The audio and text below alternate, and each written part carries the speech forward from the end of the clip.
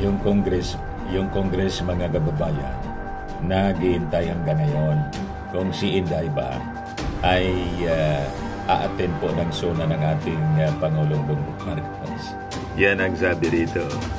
House waiting on OBP to confirm if BP Duterte will attend SONA 2024. Anong yan tingin mo, Mr. Maravillas? Malamang po, di na attend. Masama ang loob. Hindi na natapos yung pagtantrums po ni Inday. Pati nga po sa palarong pambansa. Nagpapagal mga malita at magtabagay sa mga Israeli opinion pa at paglalantad sa katutuhan. What you see is what you get. Unisan. No show si Inday doon sa opening. Ayan po, BP Duterte no show at opening of 64th Palarong Pambansa. Pero pumunta siya sa Cebu. Iba naman yung pinuntahan mga kababayan ni Inday. Talagang iniiwasan niya na magkita sila ng ating Pangulong Bongbong. Halatang-halata po. Ito si Inday, naglini-lini na po. Sana niya yan, Mr. Orabilla. Sa Cebu po, ang pinuntahan niya yung mga athletes na nagkasakit. Nag-iba ng ruta po. Ayan si Inday. Para siyempre, hindi totally magalit sa kanya yung mga athletes at mga taga-DepEd. Kasi siyempre, paalis na siya. Alangan man, hindi man lang puntahan yung mga athletes. Tapos, pumunta sa church. Ayan po. Parang si Lenny.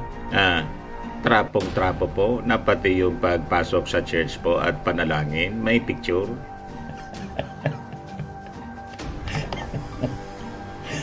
Diba? That is the usual, mga kababayan. Kampanya na po. Ayan si Inday. Para niya, Mr. Maravillas, yung mga campaign consultants ni Inday, mga dilawa. Parehas ang strategy po. Naalala ninyo si Leni Robredo noon, pasakay sa bus, talikod. Naghihintay ng bus mga kababayan na masasakyan sa EDSA, ibawal doon ang magsakay. Pabicol po, kung sasakay ka sa bus po, terminal ka dapat sa Cubao. Si Leni, nag-aabang ng bus po sa EDSA. Malayo sa katotohanan yung script. Diba? Meanwhile, yung ating Pangulong Bongbong Marcos, hands-on sa kanyang mga obligasyon. Ito siya sa opening ceremony ng Palarong Pambansa sa Cebu. Yan ang Pangulo. Makatotohanan ng mga ginagawa. Umiwas siguro si Inday kasi si Gwen Garcia ito. Dikit ng dikit dikit na si Gwen kay President Bongbong. Ayan po. Napagaganda yung opening. Palarong Pambansa 2024. Diba? Umiwas si Inday dito, mga kababayan. Ayaw na niyang katabi yung ating Pangulo kasi nag-resign siya sa DepEd. Wala mang rason na nilagay, no comment pa rin. Parang yung issue po sa West Philippine Sea, laging no comment. Kay Pacquiao, may comment palagi. Pero niya, Mr. Maravillas, pati yung mga dating vice presidente ng bansa, ang sabi, hindi din atin sa SONA. Yan po yung sabi sa balita. Sabi dyan, Leni Robredo, Jojo Binay, Noli Di Castro to skip Marcos SONA. Asa pa kayo? Mga dilawan lahat yan. At malamang sumama na sa kanila si Inday sa hindi a-attend po. Kasi until today, wala pang confirmation. Ayaw nilang marinig mga kababayan kasi yung mga magagandang plano ng ating Pangulong Bongbong Marcos. Tapos siyempre yung 2 years accomplishment po ng kanyang administrasyon. Pag marinig kasi nila or naririnig nila yung mga achievements ng ating Pangulo, para silang matunaw. Diba? Kasi hindi nagawa ng kanilang mga Pangulo. Yan ang totoo yan. Yan ang totoo niyan mga kababayan. Normal yun sa tao. Pag nalampasan, parang sa neighborhood ko. Pag natalo mo sa achievement o sa pag-angat sa buhay, yung neighborhood, walang karason-rason, hindi ka na kinikibo. Sa inyo, yung full story ng balitang yan, click subscribe muna dito sa ating YouTube channel and hit the notification bell para lagi po kayong updated sa mga kaganapan dito sa ating bansa. Like and share na rin po ninyo ang ating video. At huwag na rin po ninyo na skip yung ating mga commercial ads para tuloy-tuloy lang ang pag-unlad ng Bagong Pilipinas. Sa mga nagana po ng malinis and spacious fitness gym, pumunta lang po kayo sa aming Colossal Fitness Gym. We also offer Grab Car Rental with our brand new 2023 model ng Toyota Innova. We also accept booking for those who are planning to travel via PAL, Cebu Pacific, and other airline companies, local and international, and bills payment for Meralco Bills, Aleco Bills, PLDT, etc. Ang Colossal Fitness Gym is located at 3rd floor Security Bank Building, Lanco Business Park, Legazpi City, Albay. For inquiries, look for Gilon Maravillas, contact number 0966-802-0949. Yan po yung aming Innova. Lagi na pong matao sa amin.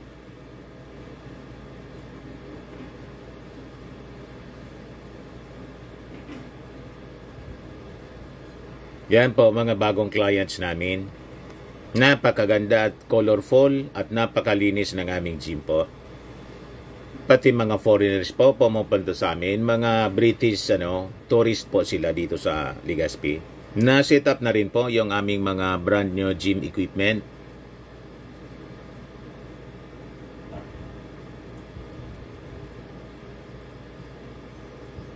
May treadmill na rin po kami.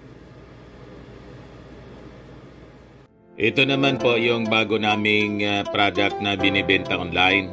Eye Glow Serum, whitening po siya. Tingnan ninyo yung epekto sa aking anak na architect before and now. Yung mga inquiries po ninyo, dumiretso na lang kayo sa kanyang Facebook account, Riz Maravillas.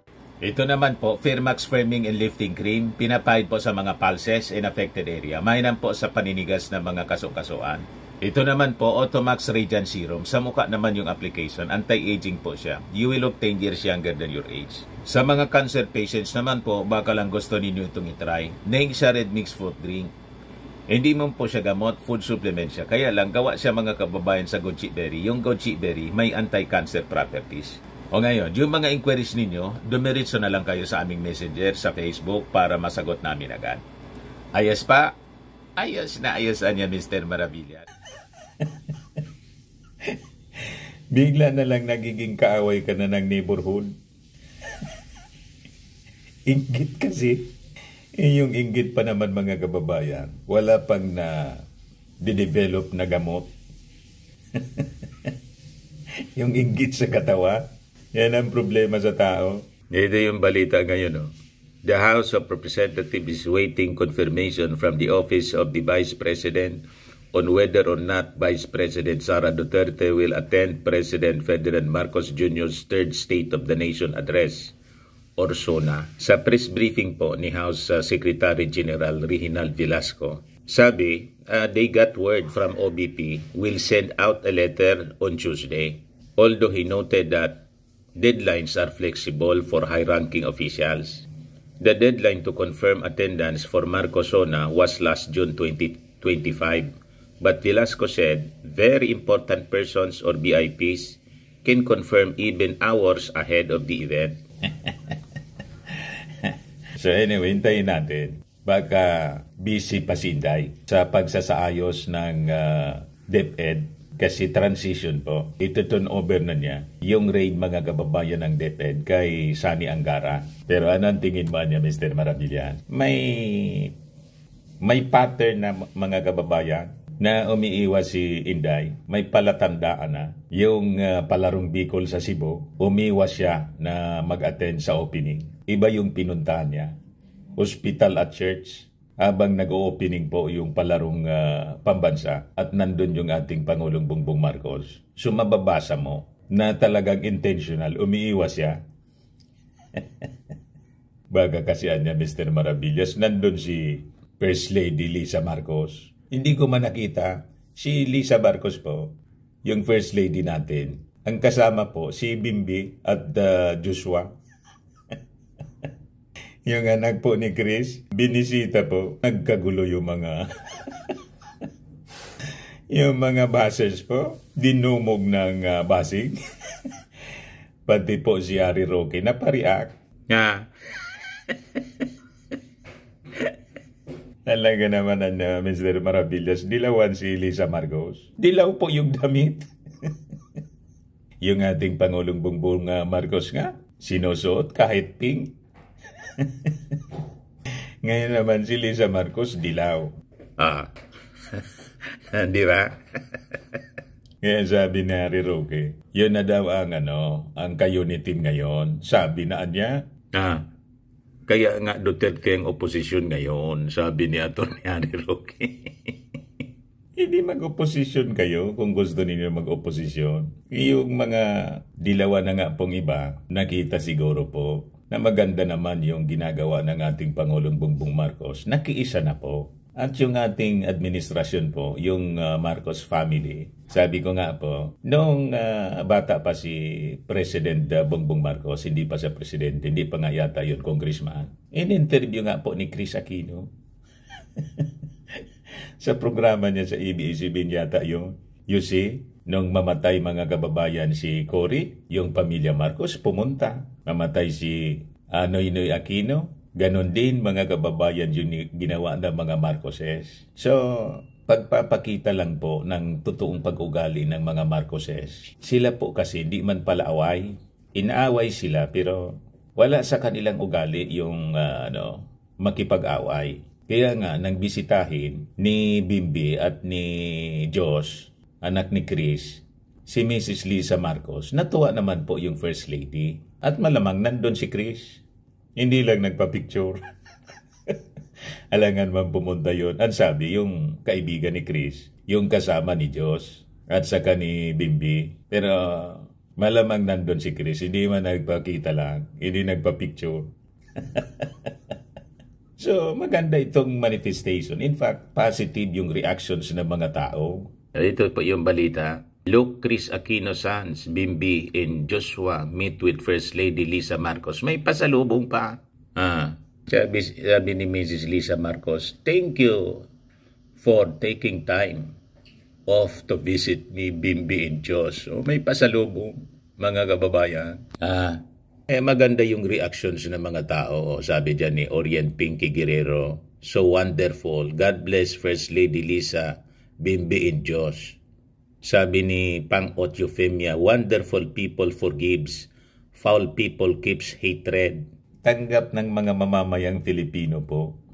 Manifestasyon po ito, mga kababayan, na hindi nagtatanim ng sama ng loob yung mga Marcoses, yung pamilya Marcos. Ang tawag dyan, Christian character, true Christian character, Christian love, love thy enemy. Di ba?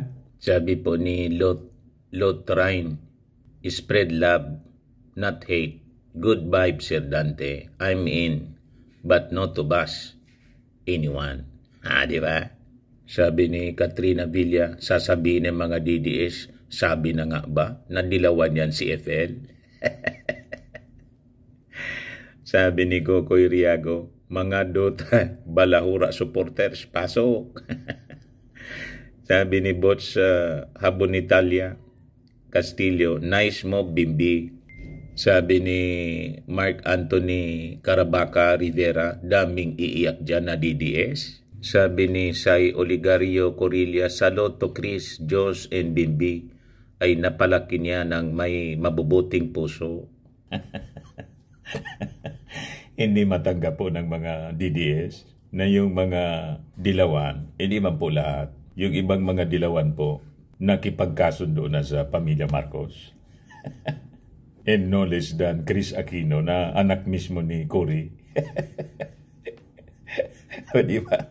Inayaan niya, pinaintulutan mga kababayan ni Chris na bumisita mismo sa opisina yun ni First Lady Lisa Marcos. You see? And because of that po, nagwawala yung mga bumuga ng apoy, yung mga nauso vloggers. Galit na galit po. Sabi ni Tonitsky Maliorsky, mga didi, ang mga taga-Fentanyl Kingdom, pasok, oras na para mag-comment. Sabi ni Claro Dignadice, isa ako sa subscriber mo po sa YouTube and follower mo dito sa FB. How nice of you naman, Mr. Maravillas. Tinatawanan mo lang ang mga bashers mo, kaya lalo silang nanggagalaiti sa galit sa iyo. Ganyan nga po ang gawin mo sa kanila. Tawanan mo lang para lalo silang mamatay sa inis. Good job po, Kadante. Ang pikon always talo. May nakapasok na isang Duterte, Maria Elena Ramos Aruja, Sara Duterte for President. Ang layo pa ng eleksyon, mga kababayan. Grabe na ang pamumulitika. Di ba? Hindi na makapaghintay ng 2028 elections. So anyway, yan man lang po mga kababayan ng ating short video ngayon. Ako po si Dante Maravillas. Bye-bye. God bless.